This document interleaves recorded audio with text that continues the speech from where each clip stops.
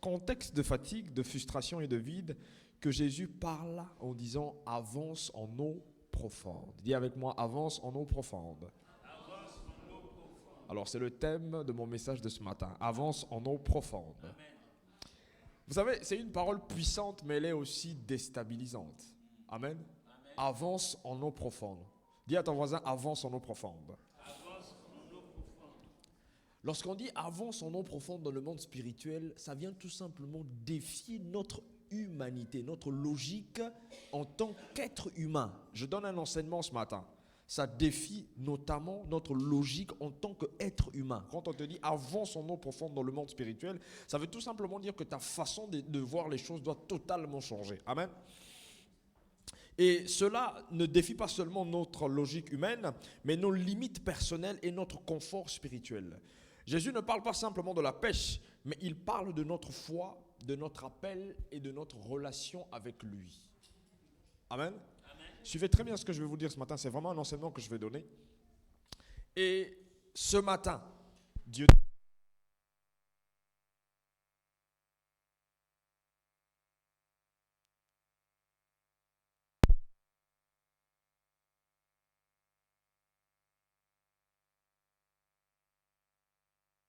Gloire à Jésus.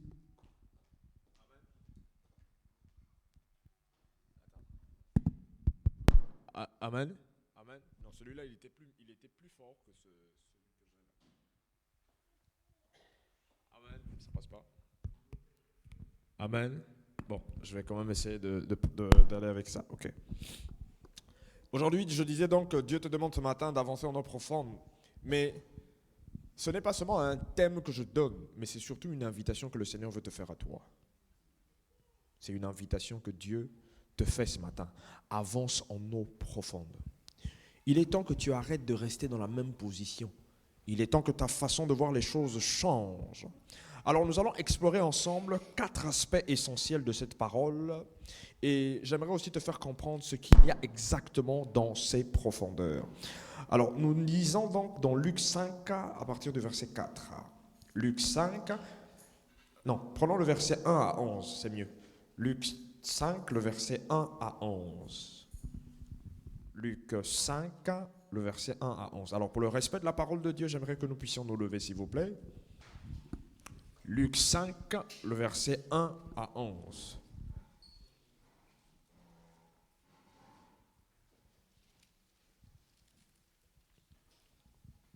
Est-ce que quelqu'un pourrait prendre sa Bible et lire s'il vous plaît? Luc 5, le verset 1 à 11. Amen.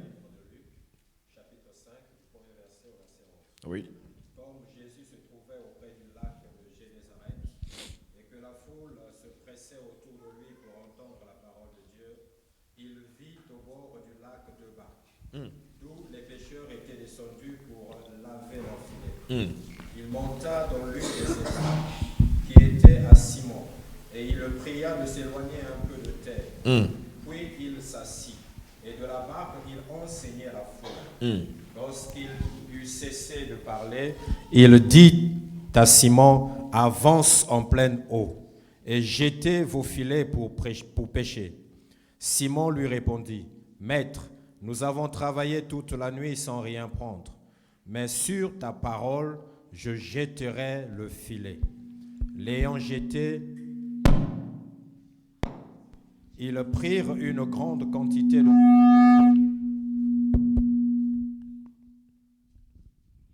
L'ayant jeté, ils prirent une grande quantité de poissons, et leurs filets se rompaient.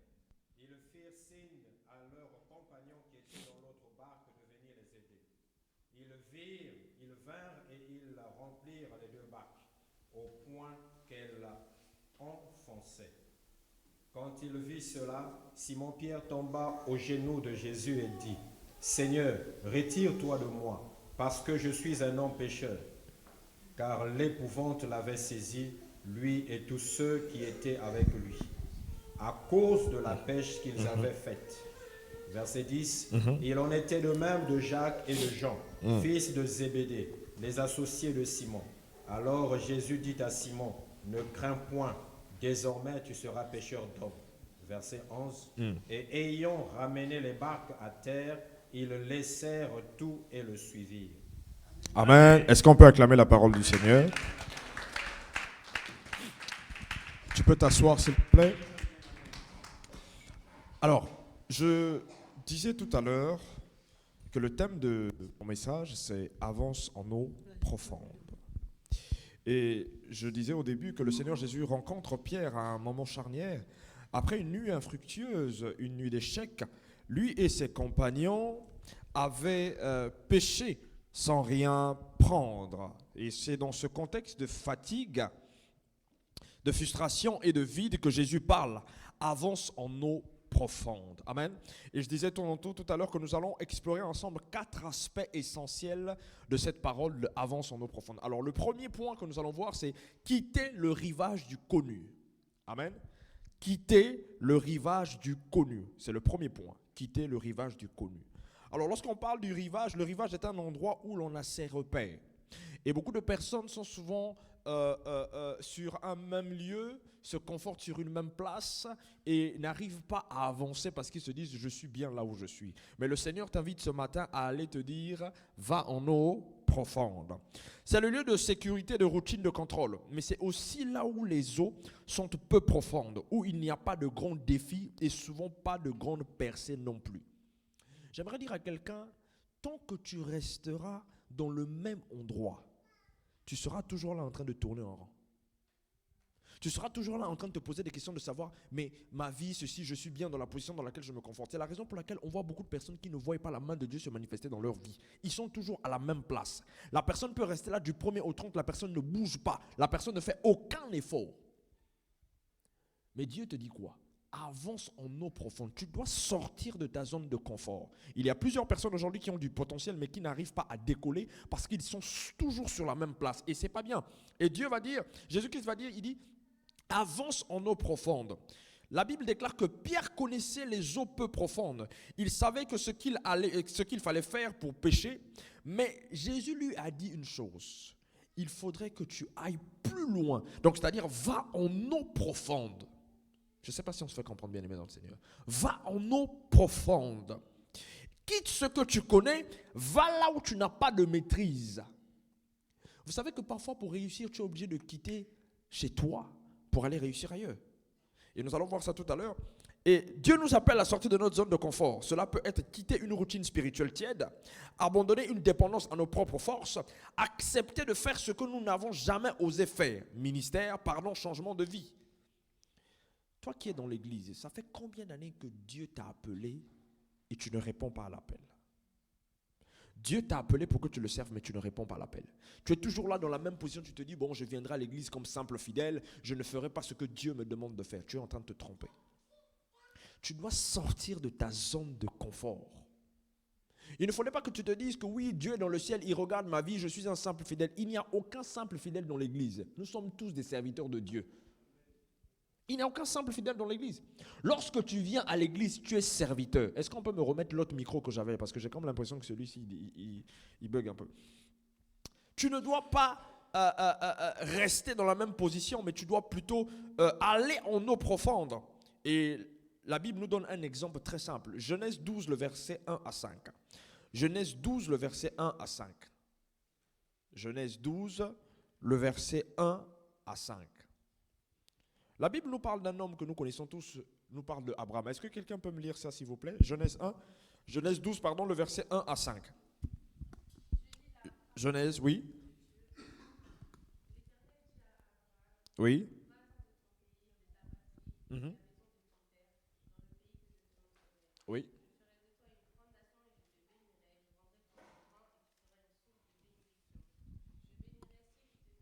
Mm. Abraham partit et l'Éternel lui avait dit, et Lot partit avec lui. Abraham était âgé de 75 ans. Lorsqu'il sortit de Charan, Abraham prit Sarai, sa femme, et Lot, fils de son frère, avec tous les biens qu'ils possédaient et les serviteurs qu'ils avaient acquis à Charan. Ils partirent pour aller dans le pays de Canaan, et ils arrivèrent au pays de Canaan. Amen. Regardez une chose. Abraham a dû sortir de Ur, parce que Ur était la ville dans laquelle Abraham se trouvait. Abraham a dû sortir de cette ville pour devenir grand. Amen. Abraham a dû sortir de cette ville pour devenir grand. Sinon, Abraham ne serait pas devenu grand, bien-aimé dans le Seigneur. Il y a des fois, tu es obligé de sortir de la maison de tes parents pour devenir une grande personnalité. Tant que tu restes dans les jupons de tes parents, il y a certaines choses qui ne vont pas se débloquer. Amen. Tu as du potentiel en toi. Tu as la grâce que Dieu a déposée en toi. Mais tu es toujours là dans ta famille. Les choses n'avancent pas pour toi, tu restes là. Tu es toujours dans les mêmes circonstances. Tu te balades toujours avec les mêmes amis. Tu te balades toujours avec les mêmes personnes. Vous allez toujours dans la même bêtise, dans les mêmes choses. Ta vie ne marche pas. Ta vie ne change pas. Bien-aimé dans le Seigneur, il faut te poser la question aujourd'hui. Qu'est-ce qui se passe? Tu dois avancer en eau profonde. Tu dois aller plus loin. Tu dois regarder au-delà de ce que tu vois. Mais tu ne dois pas te conforter dans la même position.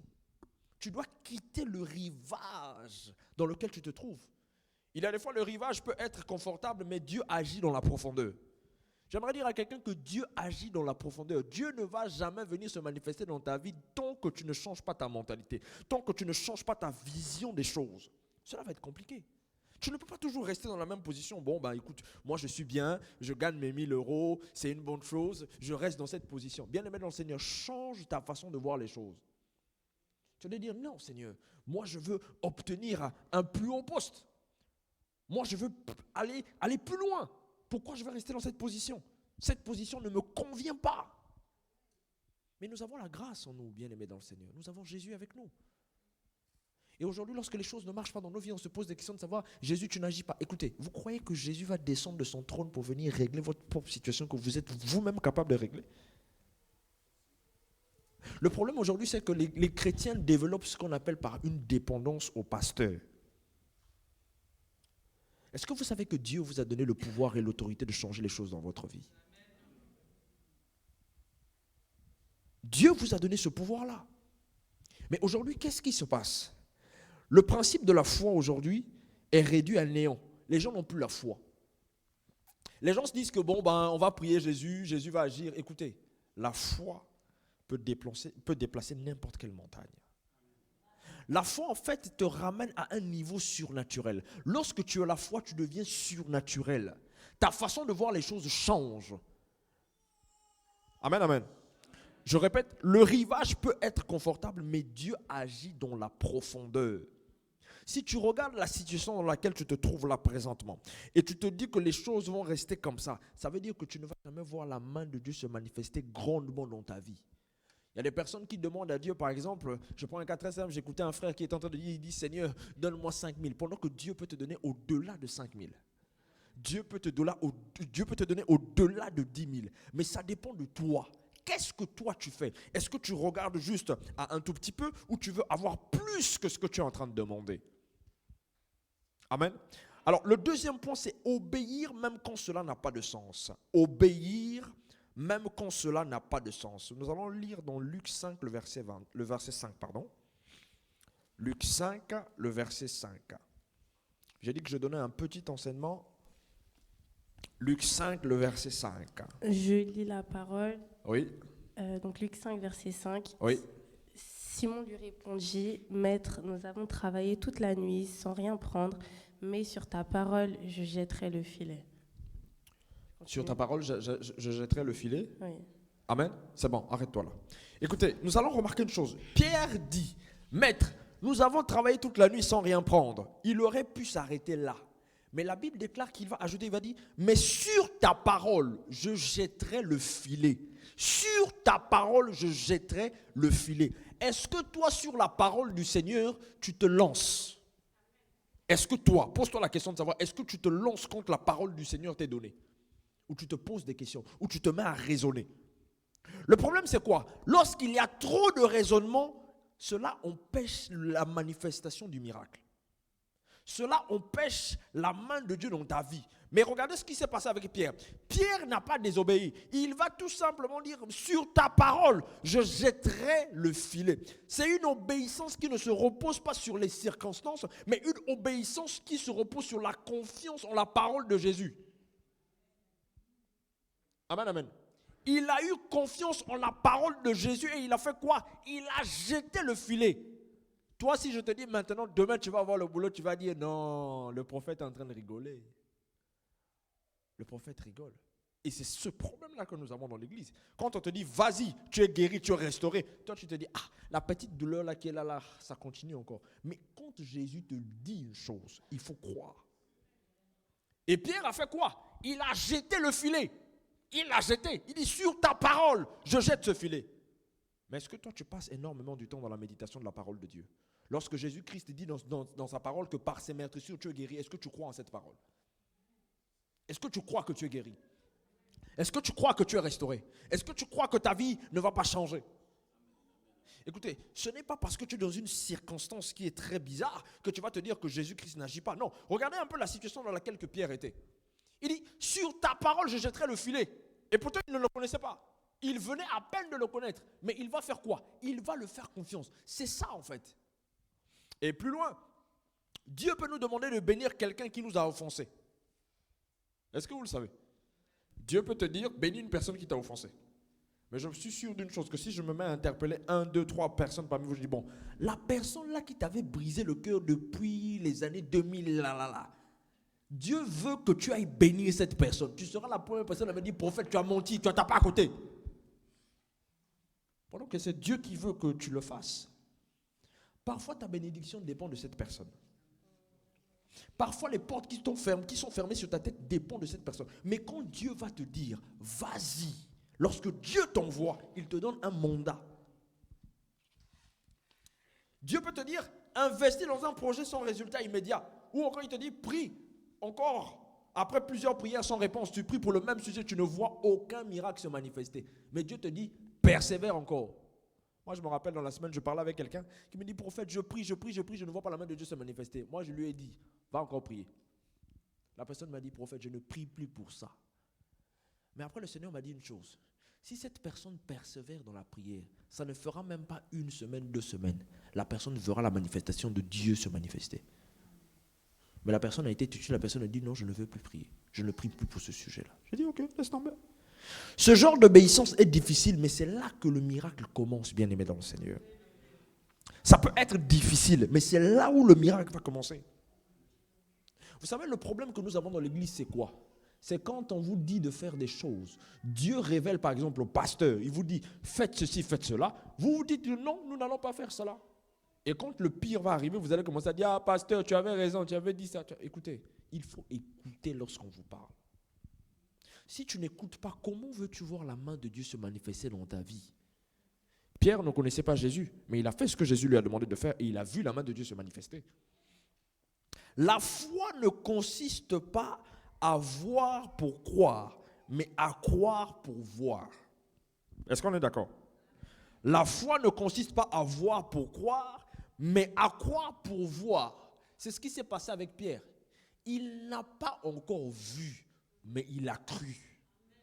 C'est la raison pour laquelle moi j'aime vraiment ce verset. On va lire dans Jean 20 le verset 29. Jean 20 le verset 29.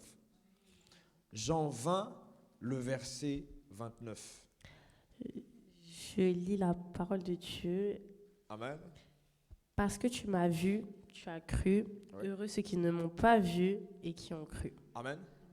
Heureux l'homme, dans notre version il est écrit, heureux l'homme qui aura cru sans avoir vu. Heureux l'homme qui aura cru sans avoir vu. Moi, quand on me dit tu es guéri, je dis Amen. Je suis déjà guéri. Amen. Pierre a vu le fruit après avoir obéi et non avant. Lorsqu'on te dit reçois ta bénédiction, moi je dis je reçois parce que je l'ai déjà acquise. Je reçois. Même si je n'ai pas encore vu, mais je crois dans mon cœur que j'ai reçu et cela va s'accomplir. En fait, lorsque tu regardes le contexte en fait, de ce que je suis en train de te dire, c'est que pour que tu puisses voir la manifestation de la main de Dieu dans ta vie, tu dois croire dans ton esprit. C'est d'abord surnaturel. Tu dois croire dans ton esprit que tu as eu cette chose et après, il y a la matérialisation physique qui va arriver. Mais aujourd'hui, le chrétien attend qu'il y ait d'abord le physique, après pour croire. Mais attention, ce n'est pas comme ça que ça se passe. Il y a d'abord le surnaturel et après, il y a le physique. Est-ce que vous comprenez? C'est la raison pour laquelle j'aimerais revenir sur un point avant de continuer mon message. L'homme est d'abord esprit, il a une âme et il habite dans un corps. Et c'est comme ça que nous devons voir les choses. L'homme est esprit, il a une âme et il habite dans un corps. Donc ça veut tout simplement dire que les choses sont d'abord surnaturelles avant d'être physiques. Si tu ne comprends pas cela, tu ne verras pas la main de Dieu se manifester dans ta vie. Je suis sérieux, hein? Tu ne verras pas la main de Dieu agir dans ta vie. Et c'est la raison pour laquelle nous voyons que parmi nous, il y a des personnes qui vivent dans des difficultés. Lorsque tu es esprit, tu vas te rendre compte d'une chose, que certaines choses ne te feront plus mal. Il y a certaines choses que tu vas apprivoiser comme ça. Quand on va te dire, bon, par exemple, on va t'annoncer une mauvaise nouvelle, toi tu vas être là tranquillement. Tu ne vas pas paniquer. Quels que soient les cas, tu ne vas pas paniquer. Pourquoi? Parce que tu fais confiance au Seigneur et tu es un esprit. Tu as le contrôle sur beaucoup de choses. Mais il faut comprendre cela. Alors le troisième point, c'est les plus grandes bénédictions sont dans les eaux profondes. Le troisième point, les plus grandes bénédictions sont dans les eaux profondes. Les plus grandes bénédictions sont dans les eaux profondes. Luc 5, le verset 6. Luc 5, le verset 6.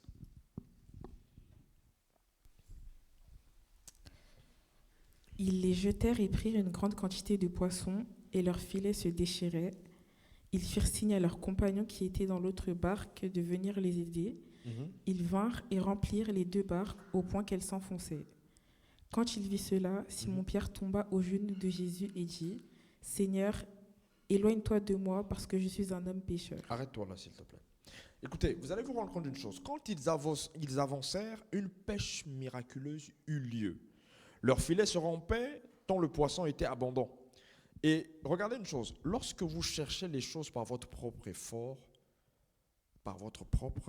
je vous assure que ça sera très difficile de pouvoir l'obtenir. Mais lorsque vous associez Jésus-Christ dans tout ce que vous faites, vous allez vous rendre compte que c'est la puissance divine qui va venir intervenir pour vous. Si vous cherchez les choses par vous-même, ça sera très difficile. Mais si vous cherchez les choses avec Dieu, vous mettez Dieu en avant, vous allez voir la manifestation de la main de Dieu se manifester. Tu cherches la guérison? Tu cherches une percée financière? Tu dois rechercher cela auprès de Dieu. Parce que si tu le fais avec tes propres efforts, ça ne marchera pas. En eau profonde, Dieu nous donne une révélation plus profonde de sa personne. Lorsque tu es en eau profonde, Dieu se manifeste puissamment dans ta vie. En fait, il t'amène à rencontrer un réma puissant. Quand on parle de réma, on parle de quelque chose qui est caché, on parle d'une révélation cachée. Et Dieu peut t'emmener à pouvoir découvrir des choses que tu n'avais pas. Parce que tu as complètement pris la décision de le suivre. Parce que tu as pris la décision de le mettre en avant. Et lorsque tu es en eau profonde, il y a ce qu'on appelle par une moisson spirituelle abondante. Lorsque tu es avec le Seigneur, tu pries énormément, tu es avec lui en profondeur, il y a quelque chose qui va se passer, c'est que tu vas récolter abondamment. Regardez, dans le monde spirituel, il y a 2 choses. La première des choses, c'est la justice de Dieu, donc c'est-à-dire le camp de la lumière. La deuxième des choses, c'est le monde des ténèbres. Et le monde des ténèbres fonctionne comment? Il fonctionne avec des sacrifices. Amen. Pour que tu puisses obtenir quelque chose dans le monde spirituel, donc c'est-à-dire auprès de Satan, c'est vrai que chez nous aussi c'est la même chose, mais différemment. Chez Satan, il faut que tu fasses des sacrifices humains. Il faut que tu fasses des sacrifices humains ou que tu vendes ton propre âme. Tu t'es vendu toi-même. C'est comme ça que vous voyez qu'il y a plusieurs personnes qui excellent, qui avancent loin, qui récoltent beaucoup dans le monde spirituel. Ils sont là et ça se manifeste aussi dans le monde physique. Ils ont beaucoup d'argent. Ils avancent. Mais ils ont fait ça au prix d'une chose, leur propre âme, ou bien ils ont sacrifié leur père, leurs frères, leurs sœurs, et etc., etc. Et il faut faire attention. Toute réussite ne vient pas de Dieu. Il y a des réussites qui viennent du diable. Et c'est la raison pour laquelle nous voyons plusieurs personnes qui meurent brusquement. Tu vois une personne, la personne est morte au bout de 5 ans brusquement. La question qu'il faut te poser, qu'est-ce qui s'est passé? La personne a brassé beaucoup d'argent. La personne a brassé beaucoup d'autorité. Mais qu'est-ce qui s'est passé après? Qu'est-ce qui s'est passé? Il y a certaines moissons spirituelles qui sont abondantes, mais qui sont tachetées de sang. Et la meilleure des bénédictions se trouve auprès de Jésus. Lorsque Jésus intervient dans ta vie, il te bénit normalement. Jésus te bénit normalement. Il n'a pas besoin que tu puisses échanger quelque chose en retour si ce n'est que de respecter les principes de sa parole. Tant que tu respectes les principes de la parole de Dieu, tu vas voir de grandes choses se manifester dans ta vie. C'est la raison pour laquelle je vous incite ce matin à passer énormément de temps dans la méditation de la parole de Dieu pour que vous soyez grands. Les gens aujourd'hui sont plutôt prêts à écouter des messages où on te dit oui, reçois la bénédiction. Oui, je reçois. Mais quand tu sors d'ici, tu n'as rien entendu. Si on te pose la question de savoir qu'est-ce que tu as compris du message, on va te dire zéro.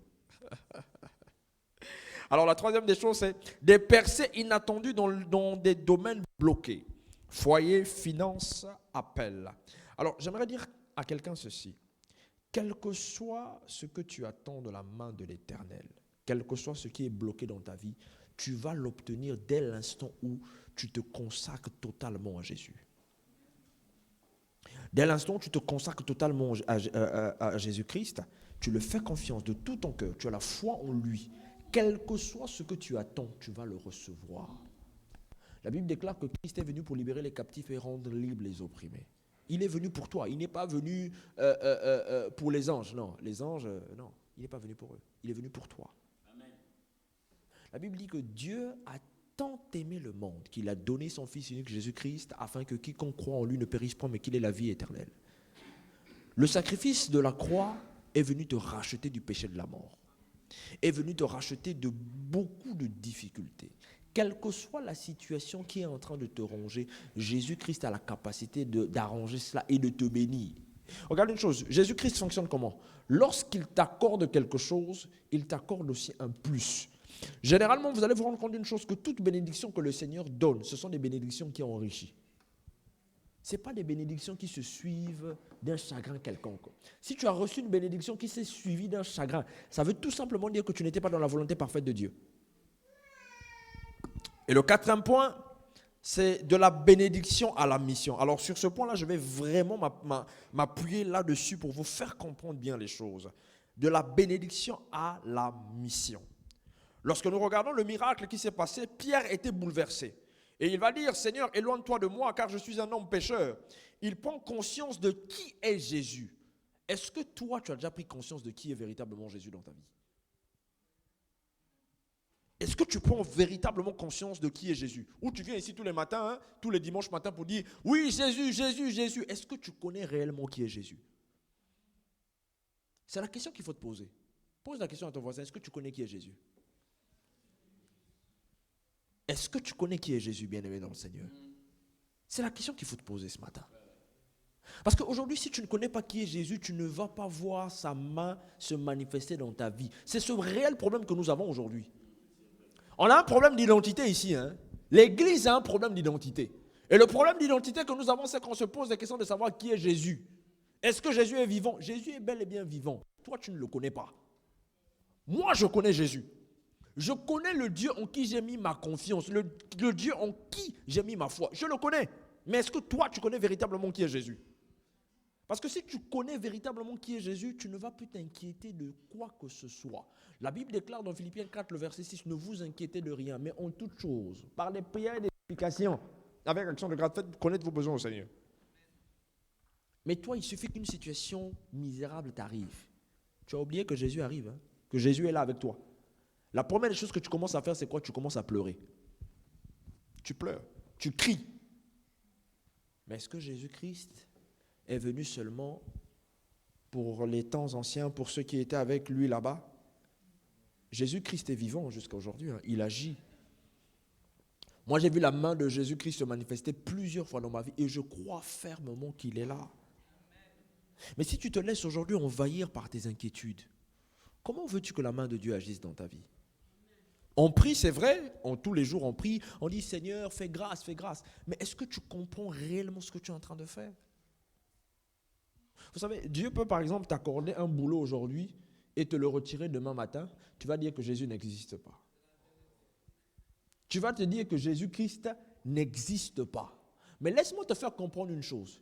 Il y a la volonté parfaite et il y a la volonté permissible du Seigneur. Il y a parfois certaines choses qui arrivent parce que le Seigneur veut t'emmener à une autre dimension, à un autre niveau. Quand il voit, il dit, non, si mon fils ou ma fille va là-bas, ça va être la catastrophe. Parfois, le Seigneur permet qu'une chose arrive pour pouvoir t'épargner de beaucoup de choses. Ce n'est plus seulement un miracle, c'est une rencontre avec le Saint. Lorsque Pierre a réalisé qui était réellement Jésus, il s'est mis à genoux et il a dit, qui suis-je? Qui suis-je moi? Dans l'autre version, on dit, qui suis-je moi pour être face à toi? Je suis un homme, pécheur que je suis. Mais est-ce que toi, lorsque tu te réveilles le matin, tu connais véritablement Jésus? Est-ce que tu as le courage de dire, Seigneur, je suis un pécheur. Je suis un pécheur. Est-ce que je mérite vraiment cette compassion? Vous savez, dormir et se réveiller, c'est bien. Mais est-ce que tu sais que le souffle de vie que tu as là, c'est Jésus qui te le donne? Ce n'est pas un homme qui te le donne. Regardez un peu combien de personnes sont dans les lits d'hôpitaux, là, qui sont en train de crier, de pleurer. Peut-être il y a certains qui vont peut-être mourir tout à l'heure. Peut-être là, il est 11h59 là. Il y a peut-être une personne qui est décédée là. Mais toi, tu es là, tu as le souffle de vie, tu es bien portant. Est-ce que tu réalises un peu ces choses-là? Pierre a réalisé que l'homme qui était en face de lui n'était pas une personne lambda, mais c'était Jésus. Il était un saint. Et c'est comme ça qu'il a vu le miracle de Dieu se manifester dans sa vie. Si tu veux voir le miracle de Dieu se manifester dans ta vie, il faut impérativement que tu rencontres, que tu aies une véritable rencontre avec Jésus. Tu dois rechercher cela. Vous savez, quand j'ai commencé dans mes débuts de la prédication et tout, et puis la foi, la puissance et autres et tout, mon père me disait toujours une chose. Lorsque tu pries le Seigneur, tu dois demander à ce qu'il te rencontre. Prie dans tes prières, tu dis, Seigneur Jésus, je veux te rencontrer. Seigneur Jésus, je veux te rencontrer. Seigneur Jésus, je veux te rencontrer. Mais après, ça peut être comme, tu peux devenir fou. Hein? Oh Jésus, je veux te rencontrer. Jésus, je veux te rencontrer. Tu fais cette même prière tous les jours, tous les jours, tous les jours, tous les jours. Je t'assure, tu vas rencontrer Jésus. Tu ne dois pas manquer dans tes prières de prier pour rencontrer Jésus. Tu dois le faire. Tu dois tout le temps les mentionner. C'est une prière qui doit être là. Tu dis, Seigneur, je veux te rencontrer. Je veux te voir. Mais aujourd'hui, les chrétiens, non. Seigneur, bénis-moi, sans pour autant voir la personne qui doit te bénir. Sans pour autant voir l'entité qui doit te bénir. Jésus-Christ peut apparaître. Jésus-Christ peut apparaître. Si Jésus-Christ a apparu à Saul de Tarse, qui est un homme fait de chair et de sang comme toi et moi, tu penses que Jésus-Christ ne peut pas t'apparaître? Il peut le faire. Arrêtons de réduire Jésus-Christ à un bouquin qui est là, dans un livre, et on dit, bon, c'est juste une histoire qui est là. Non, ce n'est pas une histoire. Hein. Jésus est véritablement vrai. Hein. Je vous assure. Jésus existe pour le vrai. C'est à toi de prendre la décision de dire, Jésus, je veux te voir. Et lorsque nous regardons un peu plus loin, Jésus va répondre, il va dire à Pierre, ne crains point, désormais tu seras pêcheur d'hommes. Et le but n'était pas seulement de remplir les filets, mais de transformer les vies. Lorsqu'on regarde bien cette histoire que le Seigneur voulait faire comprendre à Pierre, quand il dit avance en eau profonde, le but principal, ce n'était pas seulement de remplir les filets, mais de transformer des vies. Tu es un gagneur d'âme. Tu es un gagneur d'âme. Tu as le droit de gagner des âmes parce que tu as reçu un mandat du Seigneur. Il dit, allez partout, faites des nations des disciples. Ça fait combien de frères que tu as emmenés ici à l'église? Pose la question à ton voisin. Tu as déjà emmené combien de personnes ici à l'église? Tu as déjà emmené combien de personnes ici à l'église? Combien de personnes tu as déjà emmené à l'église ici? Quand tu avances en profondeur avec Dieu, Dieu aussi te bénit. Dieu permet que tu puisses rentrer dans une sphère où tu peux facilement évangéliser les gens. Quand tu dis, Seigneur, je veux devenir un évangéliste, je veux devenir un pêcheur d'hommes, Dieu va te favoriser dans tous les domaines de ta vie. Le problème aujourd'hui avec l'église, c'est quoi? C'est que quand on dit, on va aller évangéliser, les gens fuient. Ah, j'ai peur de la foule. Est-ce que tu sais qu'une seule âme gagnée à Christ peut ouvrir les portes dans ta vie? Ah ah. Une seule âme à Christ peut ouvrir énormément de portes dans ta vie. Il suffit que tu ramènes une personne à Christ. Les portes vont s'ouvrir comme ça là. Les portes s'ouvriront. Aucune personne ne pourra te défier. Est-ce que vous savez que lorsqu'on travaille à l'hôtel, on mange à l'hôtel? Lorsque tu travailles pour Dieu, tu vas manger les fruits de la bénédiction de Dieu tous les jours de ta vie. Quels que soient les cas. Même si une personne t'avait maudit, cette malédiction-là n'aura aucun effet sur toi parce que toi, tu fais le travail de Dieu. Tout simplement. Et il faut le faire avec classe. Il faut le faire avec classe. Lorsqu'on est avec Dieu, quelles que soient les difficultés qu'on traverse, Dieu nous sortira de là. Je n'ai jamais vu une personne qui a marché avec le Seigneur et qui a été déçue par la suite. Si tu as été déçu par Dieu, ça veut dire que tu ne connais pas réellement la personne que tu es en train de servir. Tu dois avancer en eau profonde. Il y a des personnes aujourd'hui qui vivent des combats spirituels énormes. Tu es toujours là en train de vivre les mêmes combats. Tu n'es pas fatigué de prier du 1er au 30 pour un même sujet et les choses ne changent pas. Hello? Tu n'es pas fatigué? Tu pries du 1er au 30 pour une même situation, les choses ne changent pas. Tu n'es pas fatigué? Pose la question à ton voisin, tu n'es pas fatigué? Je vais vous donner une clé ce matin. Je vais vous donner une clé ce matin pour que vous puissiez comprendre une chose. Dans le monde spirituel, il y a parfois certaines choses qu'il faut ignorer. Hello? Il y a certaines choses qu'il faut parfois ignorer. Dieu a parfois déjà réglé ta situation depuis longtemps. Mais le simple fait que tu n'as pas encore vu la main de Dieu se manifester, toi tu te dis que Dieu n'a pas agi. Dieu a déjà agi. Il faut parfois ignorer certaines choses. C'est la raison pour laquelle moi je ne prie pas beaucoup pour certaines choses. Quand tu viens me dire, oh non prophète, j'ai tel problème, j'ai dit, mais moi j'ai déjà prié pour toi. Je crois que Dieu a déjà fait. Le véritable problème c'est toi-même. Écoutez, le diable qu'est-ce qu'il fait? Il va venir te rappeler les choses qui sont déjà passées. Et toi, tu vas te dire que Dieu n'a pas agi pendant que Dieu a déjà agi. Maintenant, laisse-moi te donner cette clé. Lorsque le diable vient te rappeler certaines choses, toi, tu dois rappeler au diable que mon Dieu a déjà agi. Amen. Si tu ne le fais pas, tu vas souffrir. Tu dois rappeler au diable que Jésus-Christ a déjà payé le prix pour toi. Que Jésus-Christ a déjà fait. Moi, quand je viens prier pour un cas de maladie, par exemple, je viens prier pour une situation difficile. Dès que je dis Amen, je crois dans mon esprit que ça a déjà été fait. Mais si toi tu te dis que non, Dieu n'a pas fait, ou j'ai une petite douleur, je t'assure, ça va être compliqué. Tu dois avancer en eau profonde. Écoute, tu dois sortir de ce confort-là. Tu dois aller plus loin pour te dire non, telle chose, je suis déjà passé au-delà de cela.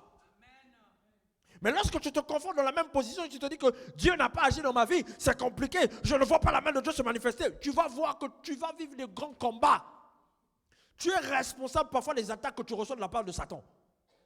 Le diable parfois va venir te combattre. Il va te dire oui, toi tu es idiot. Écoute, bien-aimé dans le Seigneur.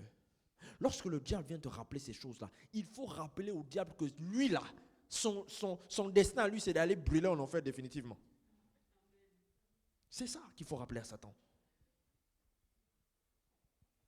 J'écoute certaines personnes, oui, le bonheur et la grâce m'accompagneront tous les jours de ma vie et j'habiterai dans la maison de l'Éternel. Oui, toi tu dis que le bonheur et la grâce t'accompagneront, c'est toi qui souffres. Ah, frère, sœur, c'est toi qui souffres. Hein?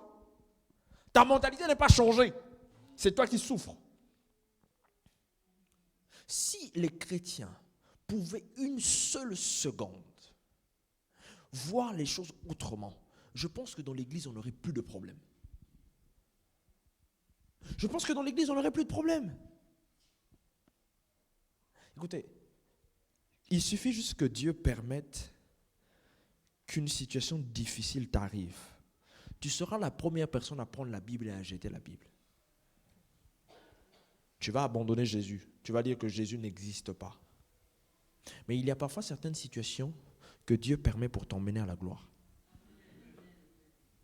Lorsque nous regardons l'histoire de Joseph, Joseph était bien aimé de son papa. Il était bien aimé de son papa. Il va même jusqu'à faire un songe où tous ses frères se prosternaient devant lui. Et quelque temps après, ses frères vont le vendre. Tes propres frères t'ont vendu. Alors là, c'est la catastrophe. Hein? Tu vas te dire que non, Dieu n'existe pas. Pendant que Dieu existe, Dieu te regarde, Dieu te voit. Et lorsqu'il arrive en Égypte, il a été venu en Égypte, Dieu va lui faire grâce. Dieu va ouvrir la porte. Dieu ouvre la porte. Parce que Joseph se plaignait de la situation dans laquelle il était. Dieu ouvre la porte et Dieu va l'emmener où? Chez Potiphar.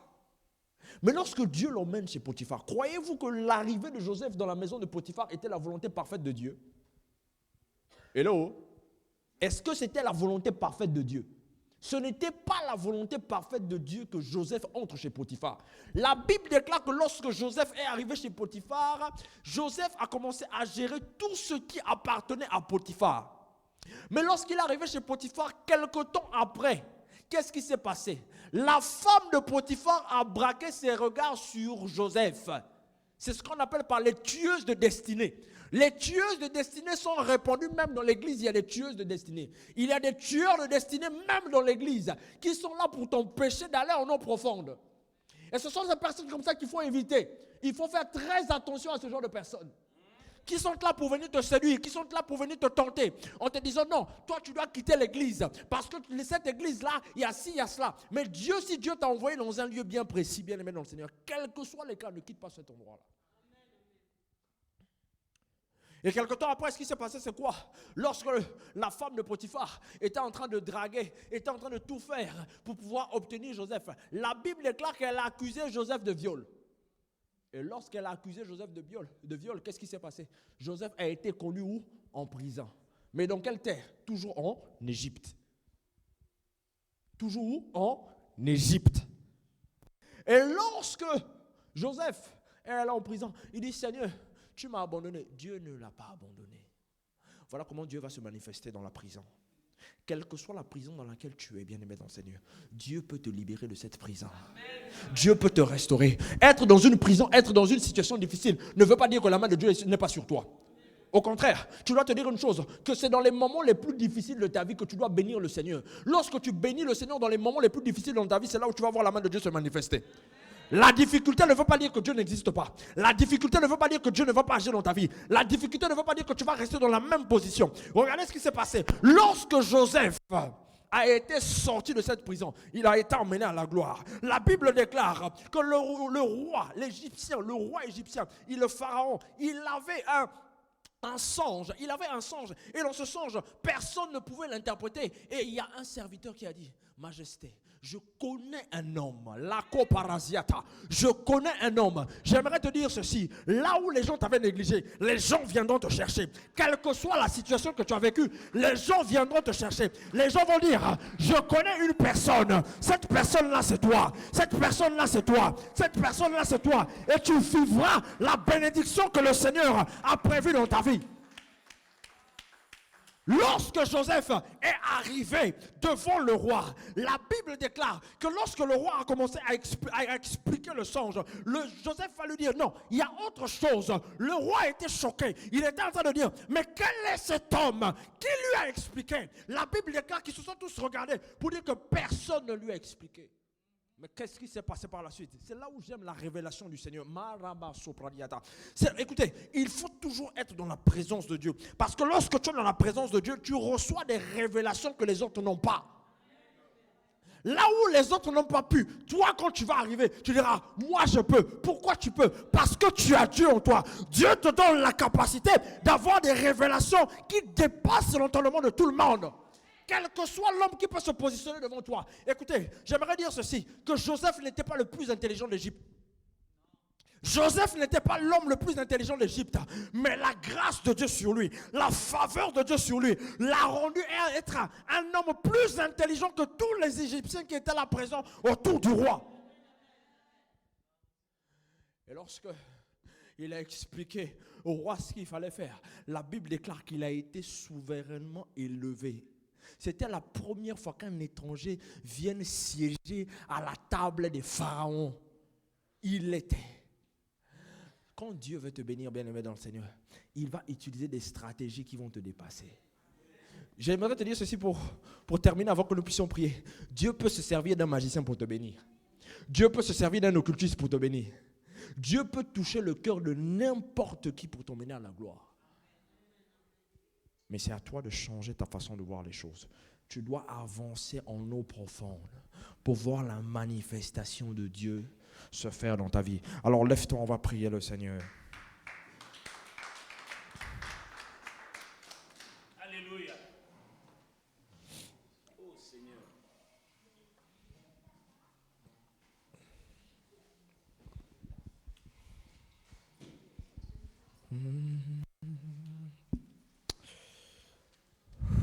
J'aimerais juste que tu fermes tes yeux là où tu te trouves. Ferme tes yeux. Ferme tes yeux. Vous savez, la Bible déclare qu'en toute chose, nous devons rendre gloire à Dieu.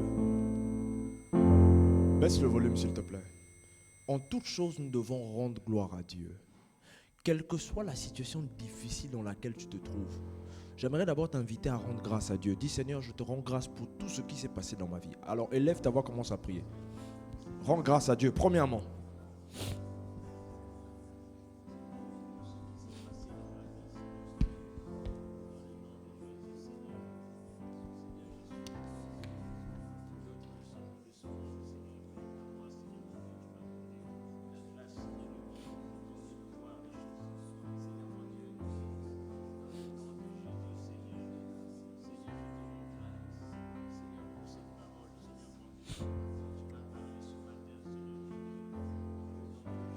Continue à rendre grâce à Dieu. Dis Seigneur, merci.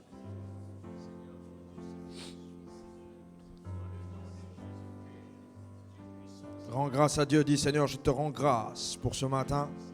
Je te rends grâce pour ma vie. Je te rends grâce pour toutes les situations difficiles dans lesquelles je me trouve.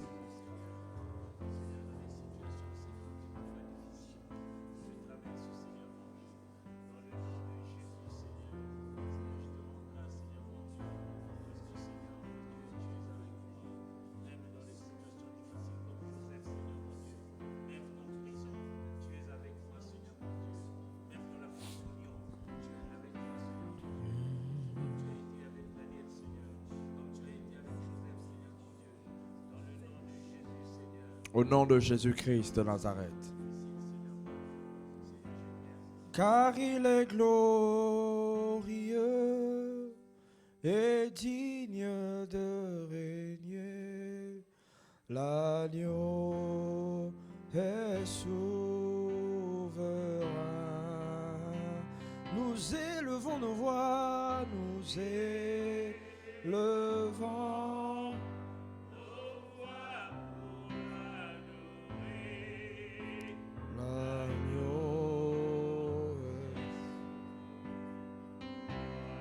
Chantons gloire, gloire.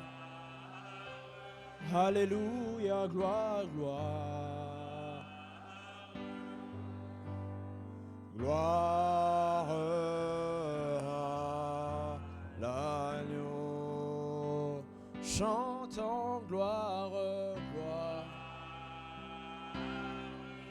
Alléluia, gloire. Gloire à l'agneau, car il est glorieux, car il est glorieux et digne de régner. Agneau et souverain. Nous élevons nos voix.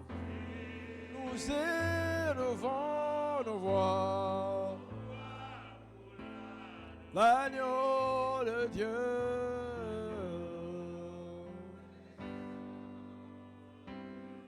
car il est glorieux, car il est glorieux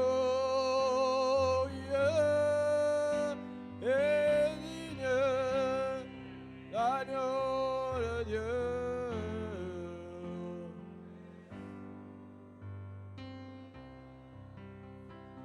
Nous élevons nos voix.